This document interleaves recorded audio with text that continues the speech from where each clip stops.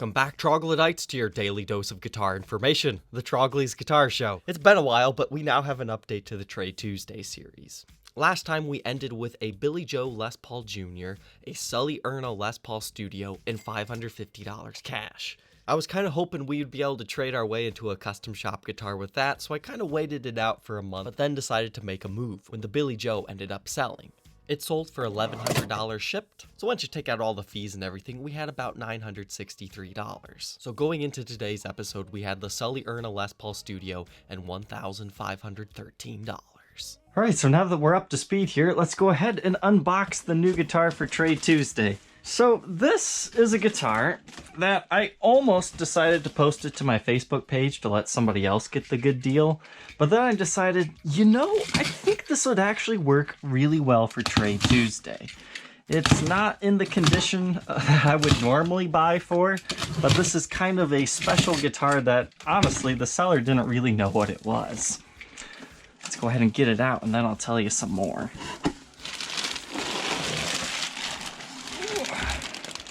Kind of a strange Gibson USA case here. I've actually only ever seen one other one that looks similar, so I'll be curious what the interior looks like. But this was one of those shark guitars, I'll call it.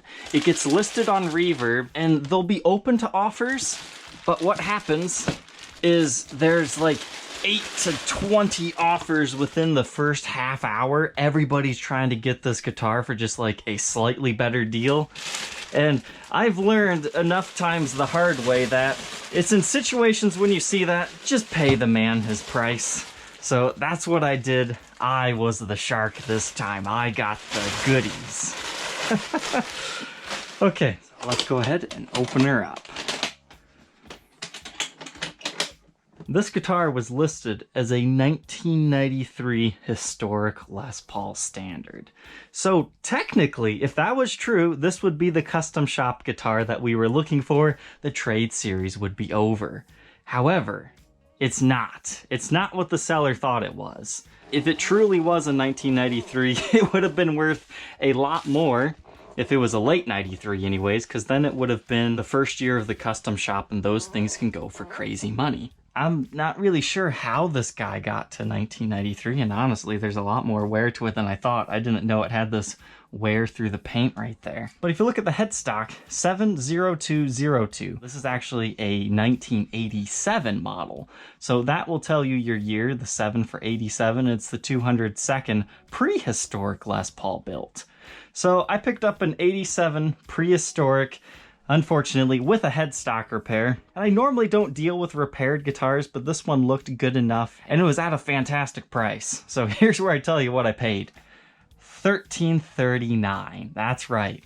Just slightly under $1,400 for an 87 prehistoric. Wow. Even with the headstock repair, that is looking good to me. And the shop that was selling this, it looked like their specialties were acoustics, so, I mean, you can't really fault or blame them, but I paid their full asking price, so I don't think anybody's hurting in this situation. And honestly, is it worth a lot more than what I paid? No, I think realistically this is about an $1,800 guitar, because if it didn't have the headstock repair, these Goldtop prehistorics are actually fairly rare. Probably a $3,500 guitar, if it was in better shape. So that puts us at $261 plus the Sully Erna Les Paul, and we've got this Goldtop now. I thought last time we'd be able to get that custom shop guitar, but I think this time, for sure, somebody's gonna want it. But let's go ahead and throw this one on the workbench, take a look at its originality, and do our normal review and demo. So after cleaning this one, I'm starting to get some deja vu from an episode I did about a year or so ago. The mystery eBay Les Paul. It was sold as a 2000. I thought it was an 89. It ended up being an 83. I'm not confident that this is an 83, but I haven't actually looked at the backside of the pickups, but in here, I saw the Made in USA stamp. So let's go ahead and dig in here. Are these 83 Tim Shaws in here? The only thing that makes me think no is that these knobs are definitely the later reissue style. Well, maybe it's not as crazy as I thought. Yeah, that's about what these would look like. This is not Tim Shaw's. I mean, they're going to look like Tim Shaw's. People will advertise them as Tim Shaw's, but it's probably the PU 490 pickup. They still have the patent number on them, but the way you can tell it's not a Shaw is you don't have the brass screws. But it's curious to see the Made in USA stamp in there. I thought you'd only find that on the early ones, because the headstock on this one looked identical to that Mark Knopfler run.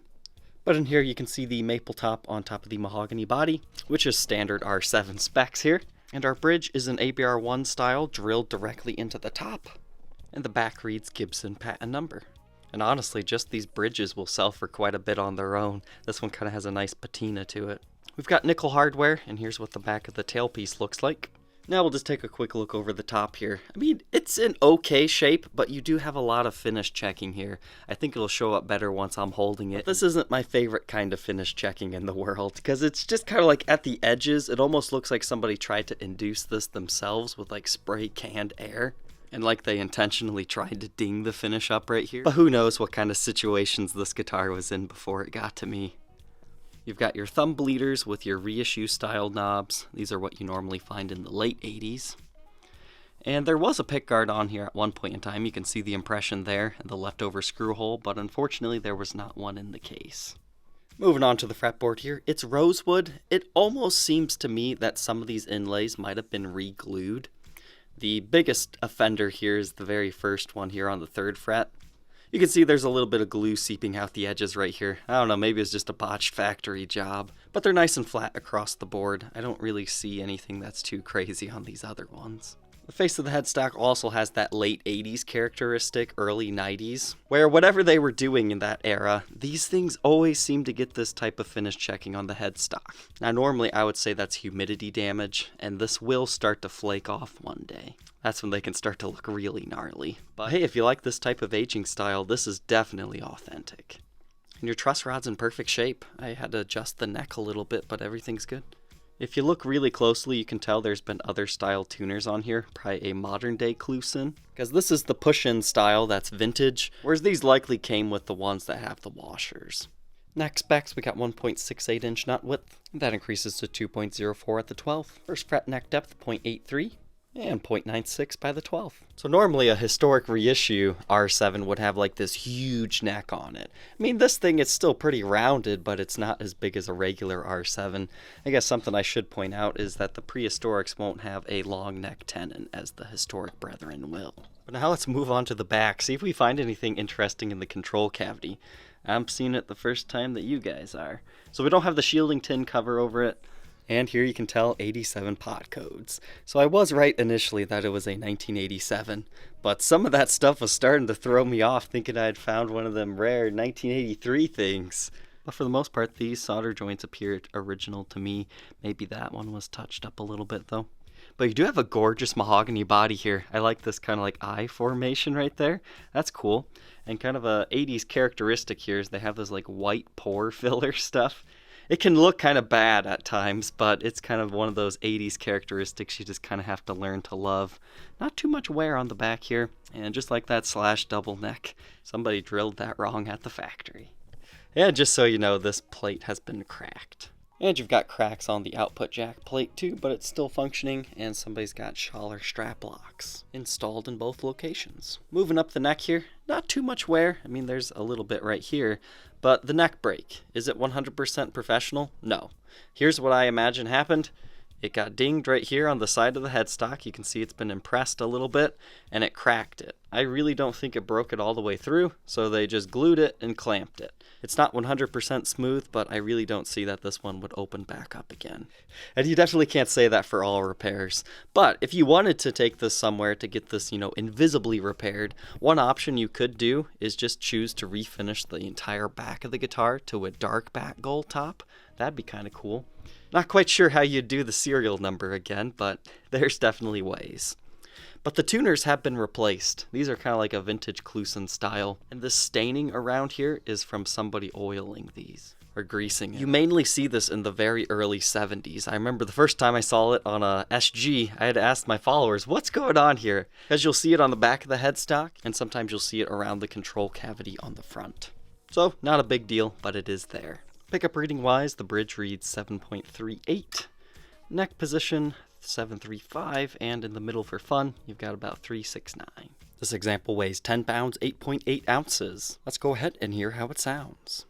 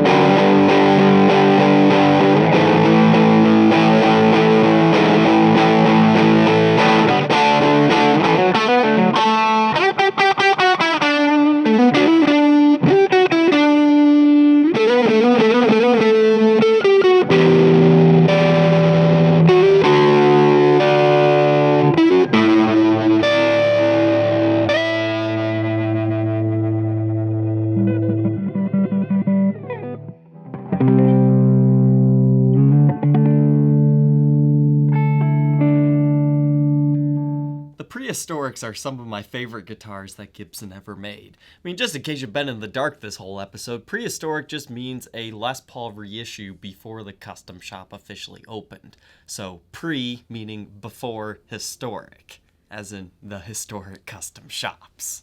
So ending this slightly late Trade Tuesday episode, we have $174 cash, the Sully Erna Les Paul, and the R7 Prehistoric. And just in case you're interested in this one, let's go ahead and look at the condition one more time. Base of the headstock here, once again, you've got that finish checking, you've got scratches, nicks, and dings. Along the edges, you can see where the headstock likely got broke. They kind of dinged the edge of the headstock right there, and then that's probably what caused the crack that they eventually repaired. But the truss rod works flawlessly, so you're good there, and it appears to still be the original nut. You can definitely tell that the original lacquer along the edges has been disturbed, though. Likely at the time of the repair would be my guess. But your frets, honestly, I didn't even see any major wear, so you're definitely all good to go there.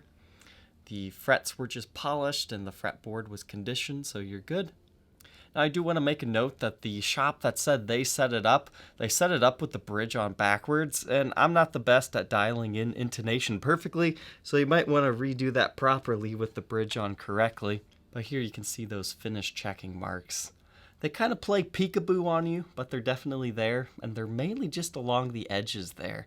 It kind of looks weird. I don't see that too often on like vintage Gibsons.